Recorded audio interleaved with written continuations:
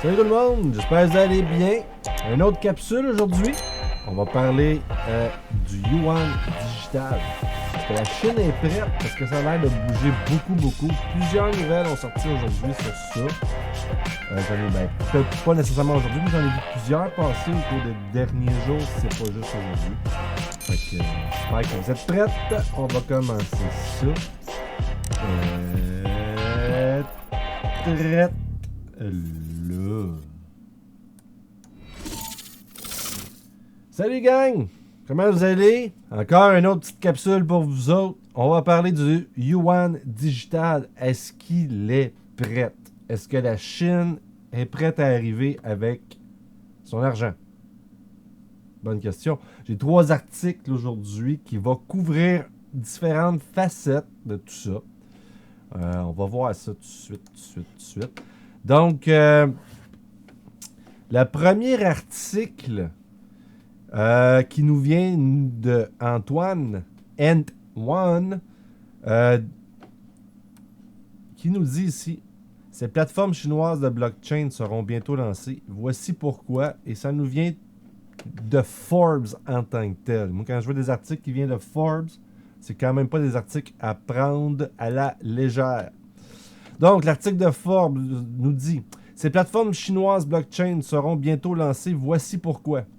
Quelques mois à peine depuis que le président chinois Xi Jinping a annoncé que la blockchain était l'une des priorités technologiques du pays et a plaidé pour saisir l'opportunité, il a eu beaucoup de progrès sur les principales initiatives de blockchain et la plupart d'entre elles seront en production très bientôt. Le but ultime est de permettre et d'établir la Banque populaire de Chine, PBOC, et de grandes entreprises chinoises comme Tencent, Huawei, Baidu, Ant Financial, en tant que leaders mondiaux dans les infrastructures de paiement de nouvelle génération avec des caractéristiques uniques pour miner l'importance des États-Unis, le dollar en tant que monnaie commerciale mondiale avec le lancement du paiement électronique de la monnaie numérique, DCEP, pour établir des normes techniques chinoises de blockchain qui aideront à adopter et à faire évoluer la technologie plus rapidement. Donc, on parle quand même de Tencent ici, puis on parle de Ant Financials. Ce qui ne me trompe pas, Ant Financials est partenaire et utilisera XRP. Donc, il nous montre des photos aussi, mais elles sont un petit peu petites à montrer. Ils nous disent: le paiement électronique de la monnaie numérique DCEP est en phase de test avancé. Cette semaine, nous avons vu les premiers portefeuilles mobiles qui sont compatibles avec DCEP, car il est déjà en phase de test avancé dans 4 villes de niveau 1 et de niveau 2. Shenzhen, Xiong'an, Chengdu et Suzhou. J'espère que je l'ai dit comme il faut. Et j'ai souligné en rouge: la fonctionnalité est également intéressante car elle aura la possibilité d'envoyer et de recevoir des paiements hors ligne. DCEP, qui est un nom pour la monnaie numérique officielle de la Banque centrale de Chine, CBDC, n'utilise pas une blockchain typique, mais plutôt un protocole de style DLT, qui est Distributed Ledger Technology. Le yuan numérique est actuellement testé sur le portefeuille de l'Agricultural Bank of China, ABC, et il est sûr de supposer que les 4 principales banques chinoises, Bank of China, China Construction Bank et Industrial and Commercial Bank of China, y ont également accès. La façon dont DCEP est conçu est que chacune des grandes banques commerciales a des comptes sur PBOC. Pour le yuan numérique d'un côté, il travaille directement avec Alibaba, entre parenthèses Alipay, et Tencent, entre parenthèses WeChat Pay. Alipay, qui quand même est un utilisateur d'XRP en tant que tel.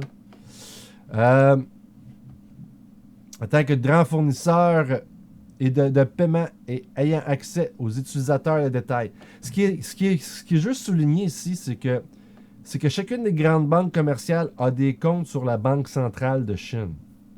Quand on pense à ce que les Américains veulent faire, ils veulent utiliser la Fed. La Fed demande aux banques de fournir les renseignements pour les Américains et c'est la Fed qui va introduire les portefeuilles digitales à ces banques-là par la suite. C'est à peu près le même fonctionnement. Faut pas oublier, Fait que on commence à voir comment que les CBDC vont s'installer. Parce que je pense que avec la nouvelle du fait qu'ils veulent annuler, bannir les stablecoins, ou du moins fortement les réguler, on peut vraiment s'attendre à ce que les CBDC sortent de partout maintenant. C'est quasiment de plus en plus officiel, sans être nécessairement officiel, mais si on connecte les petits points ensemble, on arrive un peu à cette bout-là. En tout cas, pour ma part, mon opinion, c'est ça. Il est intéressant de noter que le yuan numérique chinois aura quelques différences significatives par rapport à son jumeau hérité. Le principal est que le stockage du yuan numérique ne génère pas d'intérêt. Là, j'ai souligné en rouge. Il ne doit donc être utilisé que pour des paiements d'entrée/sortie. Le second est la vitesse et la portée potentielle du DCEP. En cas d'urgence, pour des raisons fiscales. La Banque centrale de Chine aura un accès instantané au portefeuille des personnes, même dans les zones rurales. Une autre initiative gouvernementale est le Blockchain Service Network, lancé en collaboration avec de grandes entreprises comme China UnionPay, China Mobile Communication Corporation Design Institute et China Mobile Communication Corporation Government, vise à fournir un système robuste, à faible coût et à haute disponibilité, multi-infrastructure Internet de blockchain. Certains des protocoles de chaîne de blocs déjà pris en charge sont Fisco-BCOS, pris en charge par WeBank, Huawei, Shenzhen Security, Communication et Tencent.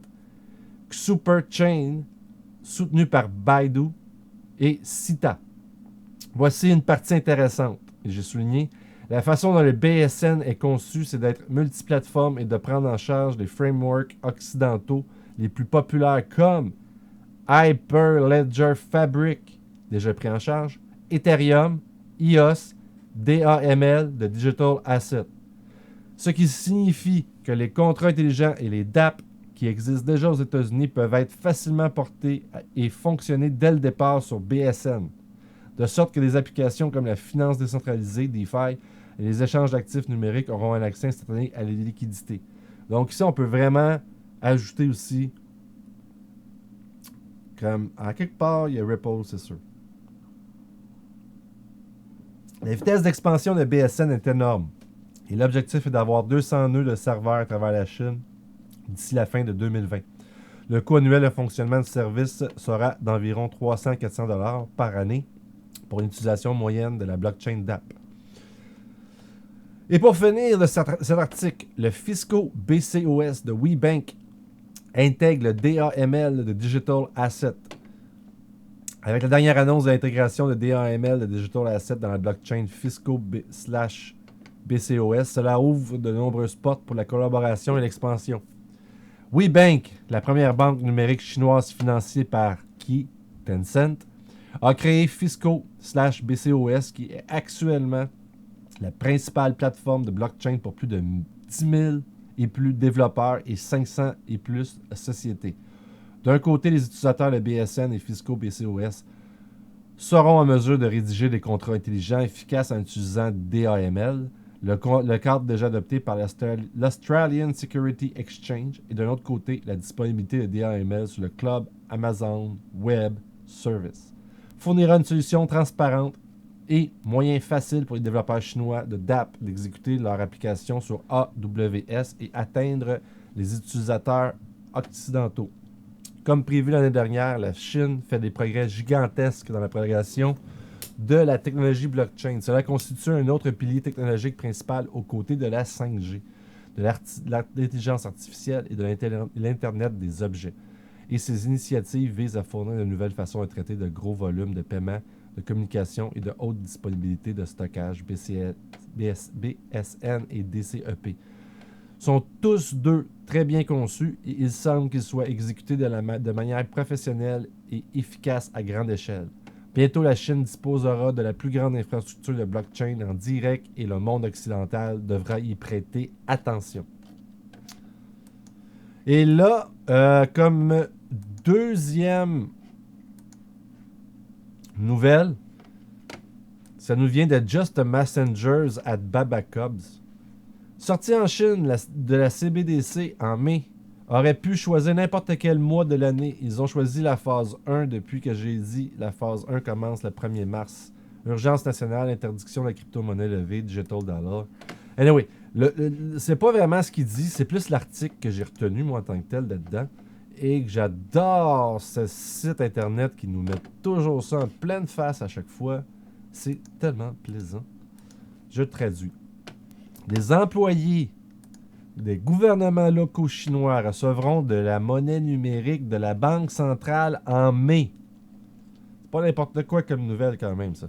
La monnaie numérique nationale DCEP de la Chine sera émise aux employés du gouvernement local dans la ville de Suzhou en mai, a rapporté jeudi un journal local. Citant un document officiel, China Star Market a déclaré que les employés du gouvernement municipal de Suzhou recevraient 50% de leur subvention de transport en mai dans le DCEP. Donc, c'est pas quelque chose qui est nécessairement gros parce qu'on parle pas d'un salaire ici, on parle plus d'une subvention de transport. Mais c'est quand même une première étape en tant que telle.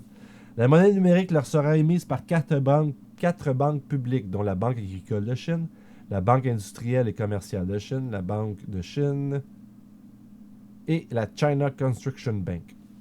Selon China Star Market, le document officiel demande à toutes les institutions et tous les comités gouvernementaux de signer des contrats d'émission DCEP avec ces banques en vue du lancement en mai.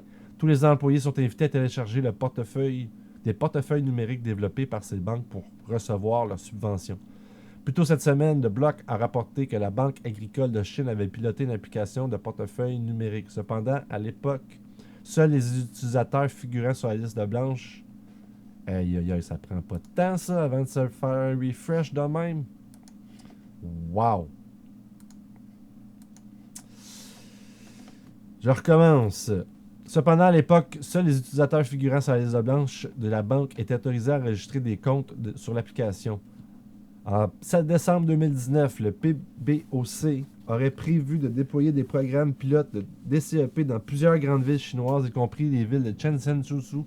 Depuis l'épidémie de coronavirus, la Banque centrale a également mentionné à plusieurs reprises que le développement et les tests de la monnaie numérique progressaient sans aucun problème. Mais ça commence à être intéressant. Hein? Après ça, je crois c'est celle-là ici. Ouais, c'est celle-là ici. Et celle-là ici, c'est un leak qui est arrivé. C'est un tweet de Richard Turin. C'est un leak qui est arrivé cette semaine. Ça, c'est il y a un jour. Ça a été écrit hier. Il y a eu un leak de cette semaine. L'application de monnaie numérique chinoise ressemble à Alipay et WeChat Pay. Une capture d'écran d'application qui circule en ligne n'est probablement pas la version finale de la monnaie numérique qui devrait être étroitement contrôlée au lieu d'être décentralisée comme Bitcoin. Et là, ici, il nous montre des photos comme un peu l'autre ici. Une capture d'écran de l'interface utilisateur de la monnaie numérique souveraine tant attendue de la Chine a commencé à circuler sur l'Internet chinois, attisant la spéculation selon laquelle la Banque populaire de Chine est à un pas de plus vers un lancement officiel. L'image qui a été largement partagée sur les réseaux sociaux chinois est censée provenir d'une version de test d'une application mobile développée par l'une des plus grandes banques d'État chinoises, la Banque agricole de Chine, qu'on a vu avant qu'il était partenaire. Pas partenaire, mais qu'il était dans le coup. Pour un petit groupe d'utilisateurs internes à expérimenter avec la monnaie virtuelle. The Digital Currency Research Institute, l'unité de la Banque populaire de Chine, qui supervise le développement du projet, a refusé de commenter la capture d'écran qui ne montrera probablement pas la version finale de la monnaie. Ni la Banque centrale de Chine, ni la Banque agricole de Chine n'ont publié d'informations sur l'application mobile.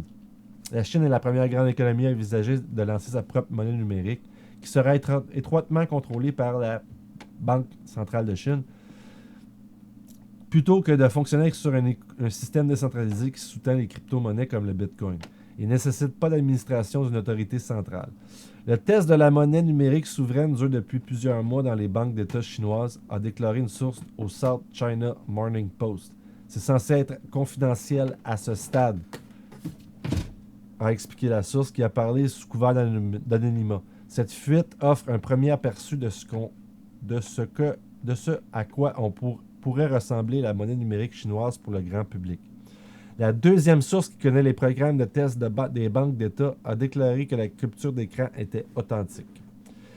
L'image montre que l'application de monnaie numérique a plusieurs fonctions de base similaires à d'autres plateformes de paiement en ligne telles que Alipay, Alipay d'Alibaba et WeChat Pay de Tencent, permettant aux utilisateurs d'effectuer et de recevoir des paiements ainsi que de transférer de l'argent.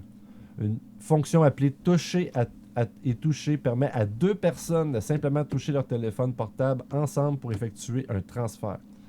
Cependant, l'application n'est qu'un squelette sans les fonctions complémentaires d'Alipay ou de WeChat Pay qui permettent aux utilisateurs d'acheter des billets de voyage et de divertissement, de payer des factures de services publics et d'emprunter de petites sommes d'argent.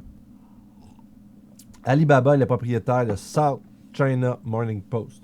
Alors que la Chine accélère avec sa propre monnaie numérique, la Banque publique de la Chine a sévi contre le commerce d'autres monnaies numériques et interdit aux banques d'accepter les crypto-monnaies qui sont considérées comme un risque pour la stabilité financière. L'annonce de Facebook au milieu de l'année dernière qu'elle lancerait sa pièce numérique Libra, dont la valeur est liée à un panier de devises à l'exclusion du yuan, a incité la Chine à accélérer le développement de sa propre monnaie numérique, bien qu'il n'y ait pas de calendrier pour son lancement. L'épidémie du coronavirus a peut-être ajouté une nouvelle urgence à la quête de la Chine de numériser sa monnaie, car les craintes que la maladie puisse être transmise par les billets et les pièces de monnaie sont apparues ces dernières semaines. Lors d'une conférence sur la circulation des billets de banque plus tôt ce mois-ci, le gouverneur adjoint de la PBOC, Fan Yifi, a déclaré que la Chine ferait avancer sans relâche la recherche et le développement sur la monnaie numérique souveraine. Que pensez-vous de tout ça? La Chine s'en vient. Moi, je pense que ça s'en vient de plus en plus rapidement. Et je pense pas que les autres pays, dont les Américains, vont attendre longtemps avant de faire leur move, avant de jouer leur pion. Parce que la Chine, si elle embarque et elle est seule, risque de peut-être prendre beaucoup de contrôle. Mais bon, c'est des informations que je vous emmène. C'est quoi vos opinions? Qu'est-ce que vous en pensez? Quand vous pensez que ça va sortir? Moi, je pense que c'est une question de semaine. Je crois. Il parle en mai de pouvoir payer aux employés du gouvernement les transports à 50%. Ça veut dire que peut-être que mai, on pourrait commencer à voir quelque chose arriver de plus officiel, peut-être. On est en avril, début mai, c'est dans 2 semaines. C'est quand même assez intéressant.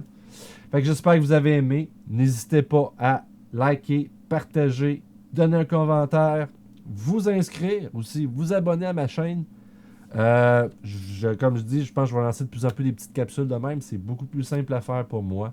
Beaucoup moins exigeant. Fait que j'espère que vous avez aimé. Là-dessus, je vous laisse.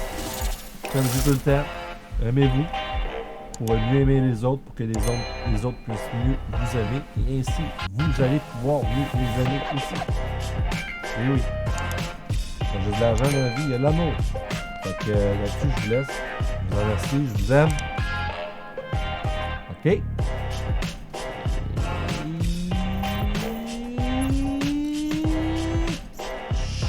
Ciao!